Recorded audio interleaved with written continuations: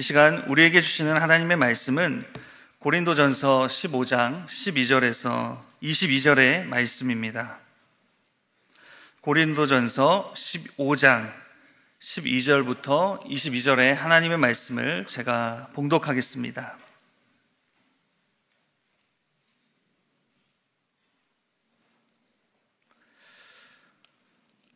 그리스도께서 죽은 자 가운데서 다시 살아나셨다 전파되었거늘 너희 중에서 어떤 사람들은 어찌하여 죽은 자 가운데서 부활이 없다 하느냐. 만일 죽은 자의 부활이 없으면 그리스도도 다시 살아나지 못하셨으리라. 그리스도께서 만일 다시 살아나지 못하셨으면 우리가 전파하는 것도 헛것이요 또 너희 믿음도 헛것이며 또 우리가 하나님의 거짓 증인으로 발견되리니 우리가 하나님이 그리스도를 다시 살리셨다고 증언하였음이라. 만일 죽은 자가 다시 살아나는 일이 없으면 하나님이 그리스도를 다시 살리지 아니하셨으리라. 만일 죽은 자가 다시 살아나는 일이 없으면 그리스도도 다시 살아나신 일이 없었을 터이요 그리스도께서 다시 살아나신 일이 없으면 너희의 믿음도 헛되고 너희가 여전히 죄 가운데 있을 것이요 또한 그리스도 안에서 잠자는 자도 망하였으리니 만일 그리스도 안에서 우리가 바라는 것이 다만 이 세상의 삶뿐이면 모든 사람 가운데 우리가 더욱 불쌍한 자이리라.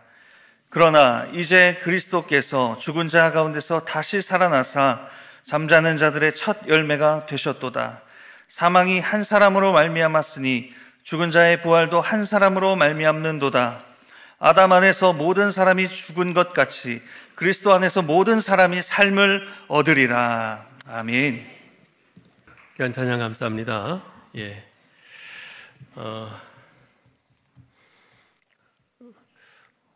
오늘 오후 예배 때 우리 임마누엘 찬양대가 준비한 부활절 칸타타가 있습니다.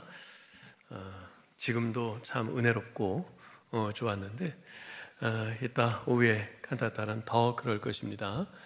다들 참여하셔서 같이 우리 부활의 주님을 높였으면 좋겠습니다. 자, 오늘 부활주일인데요. 우리 같이 인사 좀 나누죠. 인사하실 때 우리 서로를 보시면서 이렇게 한번 인사하십시다. 예수님은 부활하셨습니다. 다시 한번요. 예수님은 부활하셨습니다. 네. 우리가 좀 전에 찬송가 164장을 불렀는데요. 이 찬송가 164장은 영국의 찰스 웨슬리가 작시한 찬송입니다. 이 찰스 웨슬리는 여러분들이 아시는 대로 감리교의 창시자인 요한 웨슬레의 동생입니다. 이 찰스 웨슬레는 80세로 주님의 부르심을 받아 이 세상을 떠날 때까지 전부 6,500여 곡의 찬송시를 작시했습니다. 그 가운데서 이 찬송가 164장은 그가 회심한 지 1년쯤 되었을 때 지은 찬송시로서 부활 찬송 중에서도 아주 백미로 꼽힙니다. 그가 회심한 지 얼마 지나지 않아서 쓴 찬송시라 그런지 이 부활에 대한 아주 강력한 확신이 가사 하나하나에 스며들어 있는 것이 느껴집니다. 그런데 특별히 이 찬송시가 뛰어난 것은 그가 단지 예수님의 부활을 찬양하는 데서 그치지 않고 있다는 데 있습니다.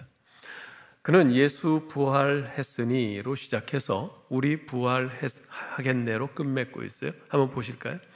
1절에서 예수 부활했으니 할렐루야, 만민 찬송하여라 할렐루야, 천사들이 즐거워 할렐루야, 기쁜 찬송 부르네 할렐루야, 이렇게 시작을 했는데 마지막 4절에서는 길과 진리 되신 주 할렐루야, 우리 부활하겠네 할렐루야, 부활 생명 되시니 할렐루야, 우리 부활하겠네 할렐루야, 우리 부활하겠네로 끝납니다. 그는 예수님의 부활에 대한 견고한 확신을 토대로 해서 그 위에 우리의 부활에 대한 확신을 또한 세우고 있는 것이죠. 이러한 그의 확신은 사도 바울이 고린도전서 15장에서 분명하게 선포하고 있는 내용이기도 합니다. 여러분, 우리 신앙에는 신앙의 대상과 내용이 있습니다. 누구를 믿는가 하는 것과 무엇을 믿는가 하는 것이죠.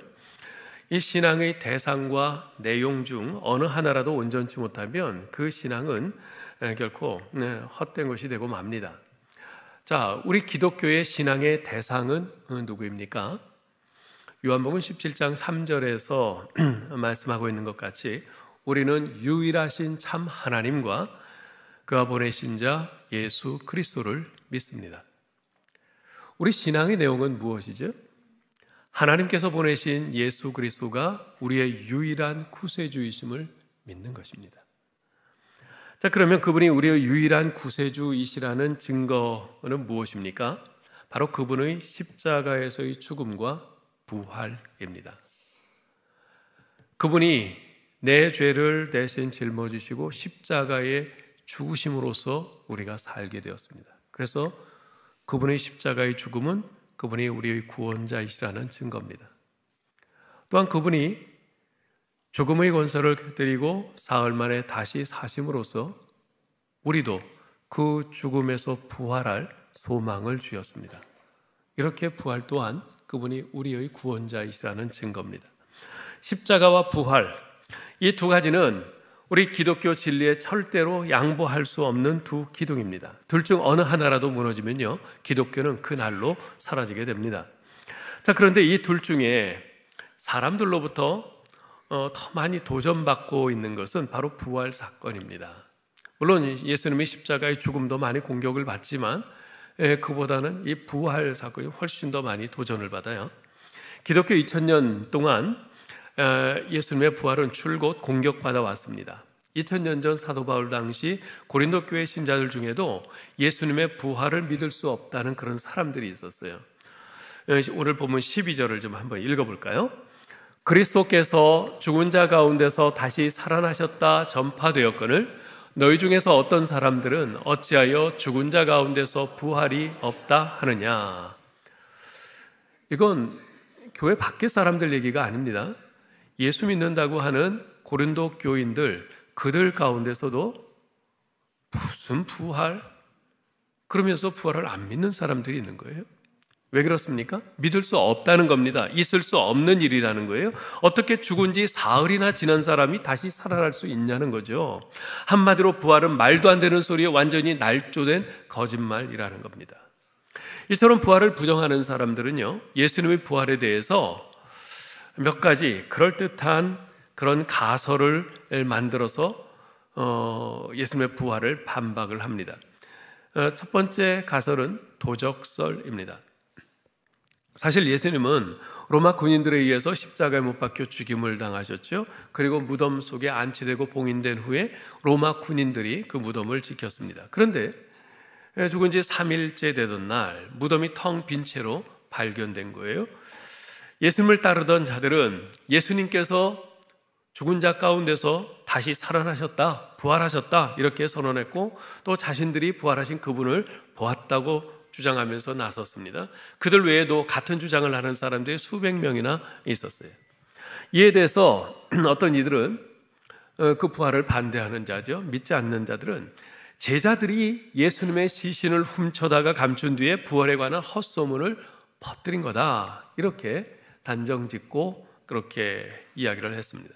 예수님이 살아생전에 자신이 3일 만에 죽은 자 가운데서 살아나리라고 말씀하셨고 그래서 제자들이 예수님의 주장이 성취된 것처럼 보이게 할 속셈으로 시신을 훔쳤다는 거죠.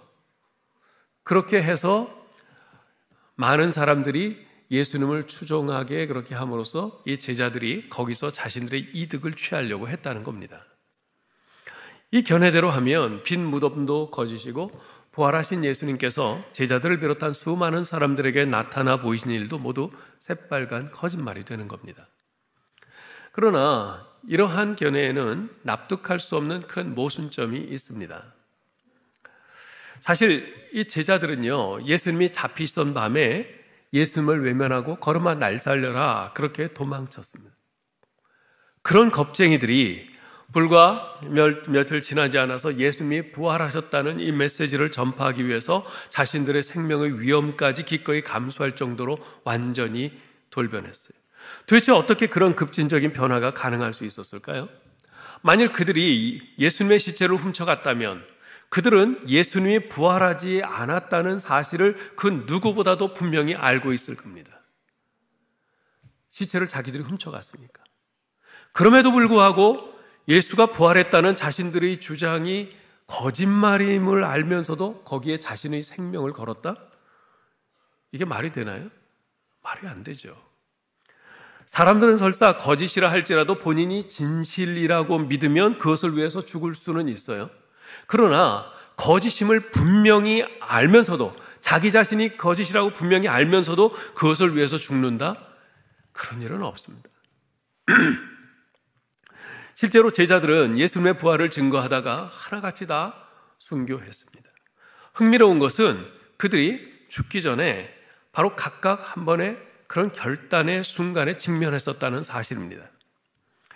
예수와 그의 부활에 관해서 내가 말한 것을 부인해라. 그러면 살려주겠다. 그러나 계속해서 예수 부활했다고 고집하면 그냥 놔두지 않겠다. 잔인한 죽음을 맛보게 될 거다. 이런 협박을 받았습니다. 그러나 제자들은 결코 동요됨 없이 예수님 부활의 진실성을 끝까지 고수하고 증거했습니다. 왜요? 예수님 부활한 게 맞으니까. 예수님 부활한 것을 실제로 자신들이 목격했으니까. 사실 그러한 도적설은요, 예수님의 부활에 당황한 대제사장들과 장로들이 꾸며낸 계략이었습니다. 마태복음 28장 11절로 13절을 보면 이렇게 기록하고 있어요. 읽어볼까요? 경비병 중 몇이 성에 들어가 모든 된 일을 대제사장들에게 알리니 그들이 장로들과 함께 모여 의논하고 군인들에게 돈을 많이 주며 이르되 너희는 말하기를 그의 제자들이 밤에 와서 우리가 잘 때에 그를 도둑질하여 갔다 하라. 예수님을 두려워하던, 예수님의 부활을 부정하던 자들이 돈을 주고서 언론 조작을 한 것이죠. 자, 그렇게 예수님의 부활을 부정하는 자들이 내세우는 두 번째 가설이 있습니다. 그것은 착각설이에요. 극심한 슬픔에 잠긴 여인들과 제자들이 아직 날이 밝지 않아서 어두운 새벽에 엉뚱한 사람이 무덤에 찾아갔다는 주장입니다. 그럴듯한 추리이기는 해요. 예수님이 십자가에서 그렇게 비참하게 돌아가신 것을 보고 거의 정신이 나간 거죠. 이 여인들과 제자들이. 그래도 예수님 그 시신에 향품이라도 발라야 하기에 사흘째 되던 날, 아직 날이 밝지 않은, 남들이 보면 안 되니까 날이 밝지 않아서 어두운 새벽에 향품을 들고 무덤을 찾아가는 겁니다. 근데 그러다가 엉뚱한 무덤을 찾아갔다는 거예요. 정신이 없어서, 어두컴컴해서 잘 몰라서. 그러나 이러한 주장 역시 너무나 큰 허점을 가지고 있습니다. 만약 그들의 주장대로 이 여인들과 제자들이 엉뚱한 무덤을 찾아간 것이라면, 여러분 한번 생각해 보세요. 예수님의 시체를 둔 무덤은 여전히 어딘가에 있겠죠. 그죠? 그리고 로마 경비병들이 여전히 지키고 있을 겁니다. 그 앞에. 그렇다면 제자들이 예수님이 부활했다는 소문을 퍼뜨리고 다닐 때 그들은 그것을 반박하기 너무나 쉬워요. 무덤을 자기네들이 지키고 있고 시체를 갖고 있으니까 무덤에서 그 예수님의 시체를 끌어내다가 사람들에게 보여주면서 봐라! 예수의 시체가 여기 있다! 근데 예수가 무슨 부활했다고 하냐? 저들 말은 다 거짓이야. 그렇게 하면 금방 증명이 되는 겁니다. 그런데 그들은 결코 그렇게 하지 않았어요. 아니, 할 수가 없었어요. 왜요? 무덤은 비어 있었으니까. 예수님의 시체는 없었으니까. 결국 이러한 착각설 또한 전혀 말도 안 되는 터무니없는 주장인 것이죠. 세 번째 가설이 있습니다. 이것은 소위 기절설이라는 것이에요. 이 가설에 따르면 사실은 예수님이 십자가에서 죽은 것이 아니었다는 겁니다. 실제로 당시 예수님은 십자가 위에서 탈진되고 고통, 그리고 너무나 피를 많이 흘린 나머지 단지 의식을 잃고 기절했을 뿐인데 군인들이 예수님을 죽은 것으로 잘못 보고했다는 거예요. 그리고 죽은 줄 알고 무덤에다 갖다가 집어넣었다는 거죠.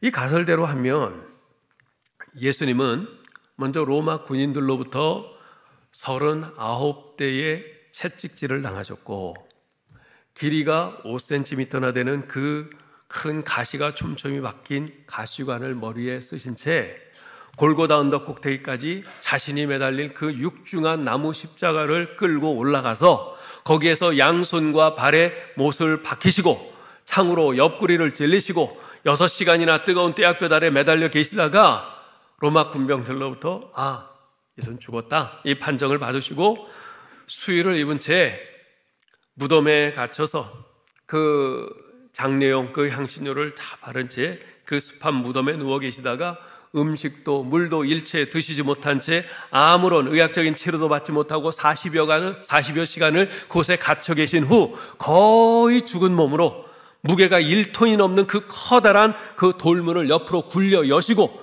특별히 선발돼서 그 무덤을 지키고 있는 로마 군병들을 제압하신 후에 못에 찔린 발로 수마일이나 걸어가서 너무나도 강하고 확신에 찬 모습으로 자기 자신을 나타내셨다는 겁니다. 그런 예수님을 보고 제자들은 예수님이 부활하셨구나, 진짜 말씀하신 대로 부활하셨구나, 이렇게 선포하게 됐다는 주장인 거예요.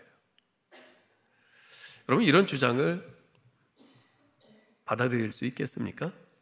말도 안 되죠.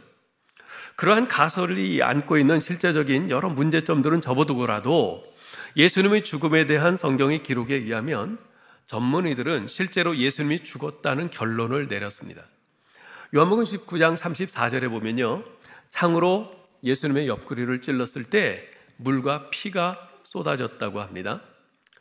그중 한 군인이 창으로 옆구리를 찌르니 곧 피와 물이 나오더라.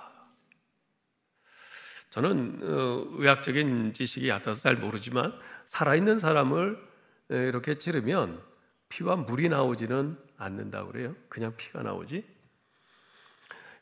이런 현상에 대해서 의학 박사인 윌리엄 에드워드는 Journal of the American Medical Association, 미국 의학 잡지 여기 255호에 하나의 논문을 기고했어요. On the physical death of Jesus Christ, 예수 그리스도의 육체적 죽음에 관하여 라는 논문을 기고했는데 그 논문에서 이렇게 말합니다. 혈액이 응고된 피와 혈청으로 분리되는 것은 생명이 끊어진 이후에 일어나는 현상이다. 그러니까 지금 예수님의 몸을 창으로 찔렀을 때 물과 피가 쏟아졌다 그랬는데 거기서 응고된 피와 그 혈청, 물처럼 보이는 혈청이 이렇게 분리돼서 나온 거, 이것은 죽은 사람에게서만 나타나는 현상이다 라는 거예요. 다시 말해서 물과 피로 분리가 됐다고 하는 것은 예수님이 정말로 죽었다는 것을 가리키는 거죠. 결코 기절한 것이 아니었다는 말입니다. 자, 그렇다면 제자들이 예수님의 시신을 훔치지도 않았고 목격자들도 엉뚱한 무덤을 착각해서 찾아간 것도 아니었고 또 예수님이 십자가 위에서 잠시 기절했던 것도 아니고 진짜 죽어서 무덤에 장사된 것이라면, 그렇다면 그 예수님의 빈 무덤을 어떻게 설명할 수 있겠어요? 성경은 예수님이 스스로 말씀하신 그대로 그 일을 행하셨다, 부활하셨다고 증거하고 있습니다. 고린도전서 15장 3절 4절에서 이렇게 말씀합니다. 읽을까요? 내가 받은 것을 먼저 너희에게 전하였노니 이는 성경대로 그리스도께서 우리 죄를 위하여 죽으시고 장사 지낸 바 되셨다가 성경대로 사흘 만에 다시 살아나사. 즉 예수님은 죽은 자 가운데서 살아나신 겁니다. 말씀하신 대로 죽었다가 다시 살아나신 겁니다. 정통 유대교의 랍비이자 학자였던 빈처스 라피드라는 분이 있습니다. 이분은 예수님의 메시아이심을 부인하는 유대교 랍비예요. 정통 랍비입니다. 그렇기 때문에 예수님이 메시아라는 기독교인들의 그 주장을 정말 황당하게 생각을 했고 그 기독교인들의 그 주장을 무너뜨리려면 부활의 허구성을 증명하는 것이 지름길이라 이렇게 생각을 했어요. 그래서 그는 예수님의 부활에 관한 성경의 증언들을 하나하나 검토하기 시작했습니다.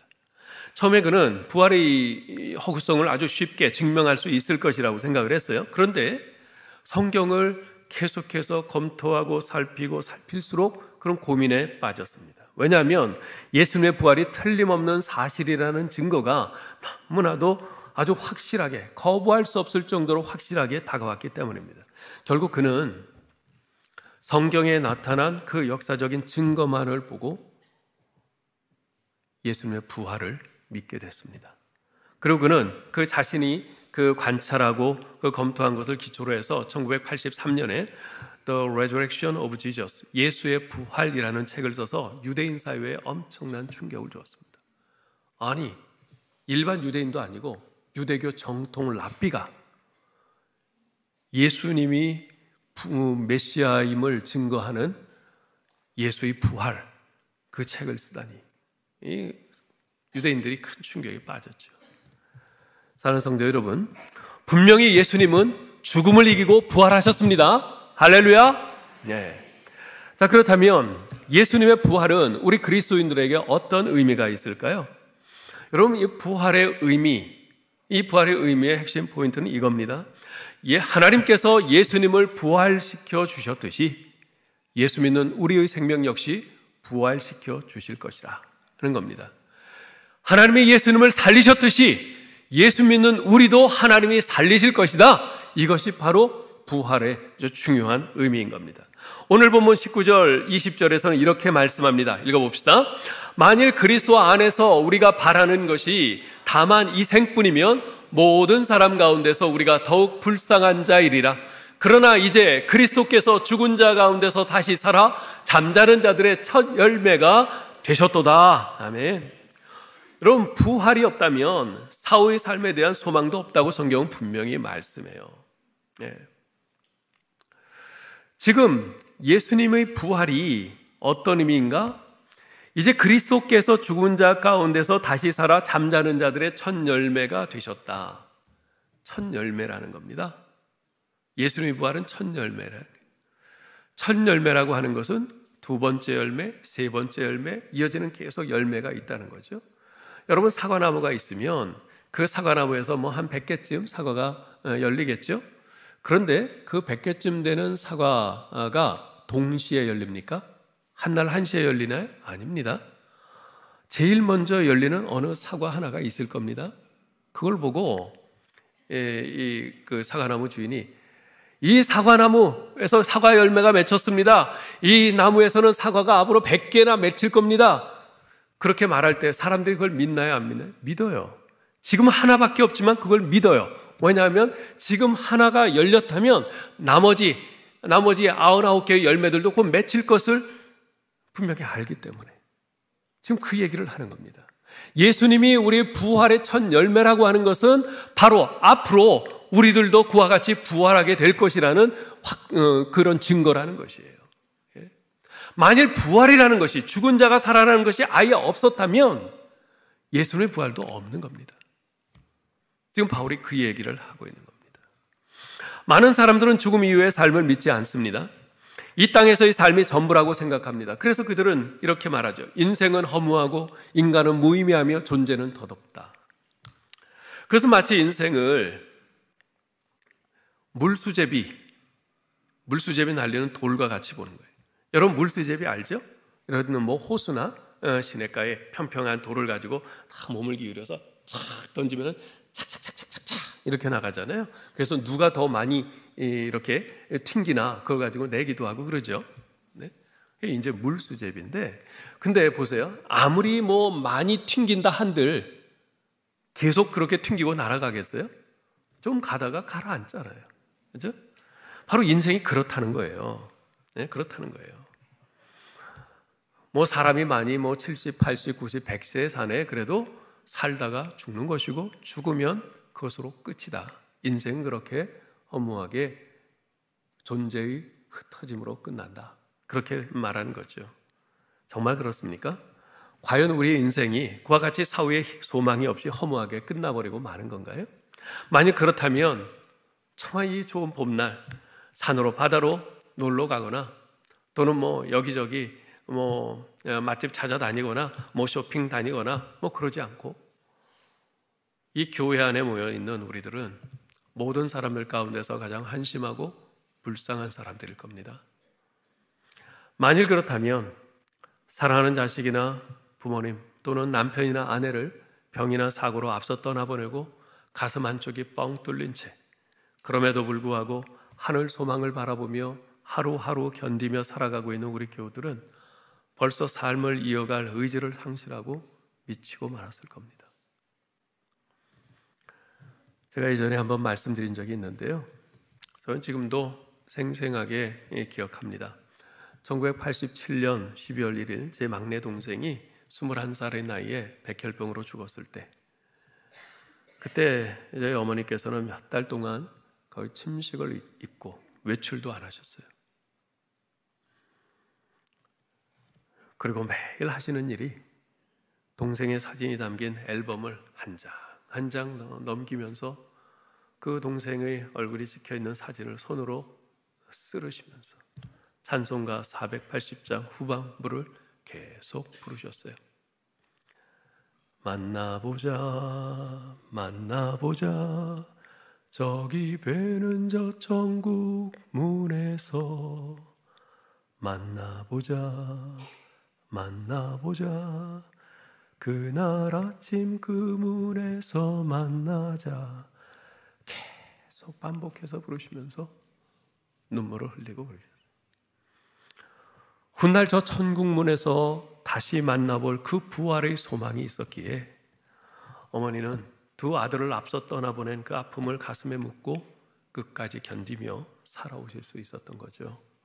그리고 어머니가 붙잡고 계셨던 그 부활의 소망은 바로 2000년 전 저 멀리 이스라엘 땅에서 실제로 일어났던 예수 그리스도의 부활 사건 때문에 가능했던 것이고요.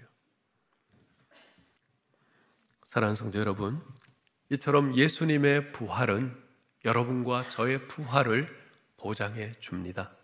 예수님의 부활은 바로 우리의 부활인 것입니다. 독일의 유명한 복음주의 신학자인 에릭 사우어라는 분은 이런 말을 했어요. 부활절은 예수님의 부활로부터 시작하여 우리 성도의 부활로 끝난다. 그러므로 우리는 두 개의 부활절 사이에 살고 있다. 그러므로 우리는 예수님의 부활이 주는 믿음의 능력을 가지고 우리의 부활을 향해서 달려가는 사람들이다. 얼마나 멋진 말인지, 아니 멋진 것을 넘어서 얼마나 우리에게 큰 위로와 격려와 힘이 되는 말인지. 따라서 우리가 예수님의 부활을 믿으면요, 죽음을 보는 시각이 달라집니다. 죽음이 두려운 것이긴 하지만 절망적인 것으로 보지는 않게 됩니다. 죽음이 불쾌한 것이기는 하지만 저주스러운 것으로 보지는 않게 됩니다. 죽음이 우리의 생애의 종지부를 찍는 것으로 여겨지기는 하지만 그것이 마침표로 여겨지지는 않게 됩니다. 예수님의 부활 때문에 우리 신자들은 죽음 자체를 부정할 수 있는 배짱과 믿음을 갖게 됩니다. 우리 주님께서는 죽은 자를 놓고 뭐라고 하셨어요? 죽었다 그러지 않고 잔다 그러지 않았습니까? 잔다는 것은 뭐예요? 깬다는 거죠. 깰 때가 있다는 겁니다. 그것은 죽음 자체를 인정하지 않으시는 겁니다.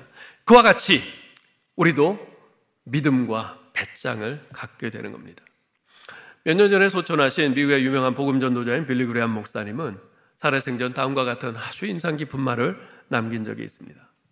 여러분, 나 빌리 그레이엄이 죽었다는 기사가 신문에 나가든 그 기사를 믿지 마십시오. 나는 죽은 것이 아니라 주소를 옮긴 것뿐이요. 죽은 것이 아니라 주소를 옮긴 것뿐이래요. 어디에서 어디로요? 지상에서 천국으로. 죽음 자체를 죽음으로 받아들이지 않는 겁니다. 어떻게 그럴 수 있습니까? 죽음은 현실인데 예수님의 부활을 믿기 때문입니다. 예수님의 부활도 현실입니다. 예수님의 부활을 믿기에 또한 자신도 그분처럼 부활할 것을 믿기 때문인 것이죠. 이처럼 예수님의 부활은 곧 우리의 부활에 대한 확실한 보증임을 알았기에 찰스 웨슬리는 그의 찬송 164장을 작시하면서 매 소절마다 할렐루야를 외치지 않을 수 없었습니다.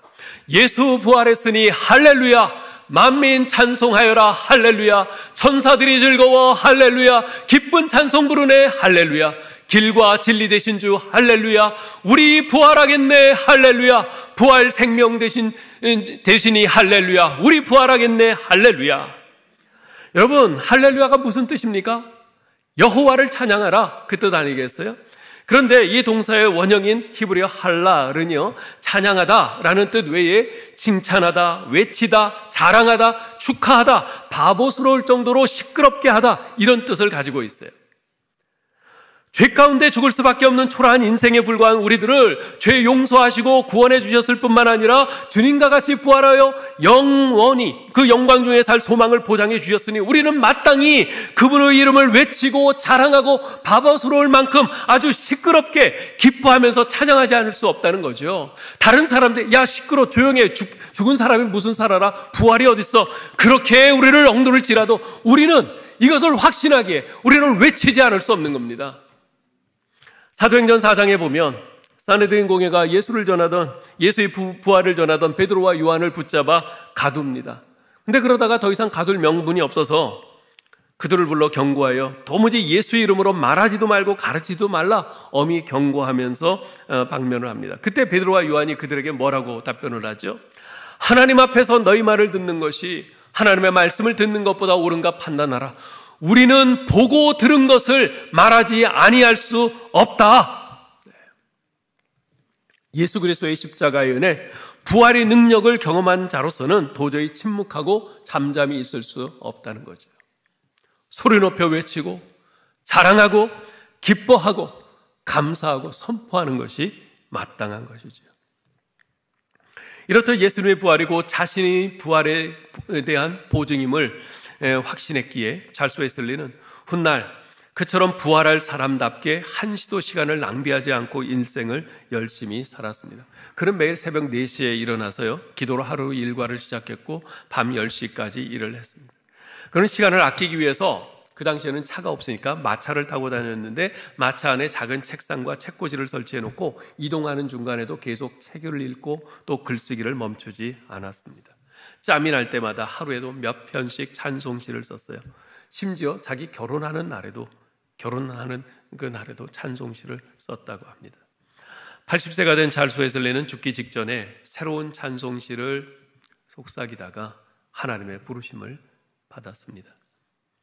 어떻게 그는 죽음을 목전에 두고도 찬송시를 쓸 수 있었을까요? 예수님의 부활이 곧 자신의 부활에 대한 보증임을 확신했기에 장차 부활하여 하나님 앞에서 영원히 살게 될 자로서 단 한순간도 허투루 살고 싶지 않았던 것입니다.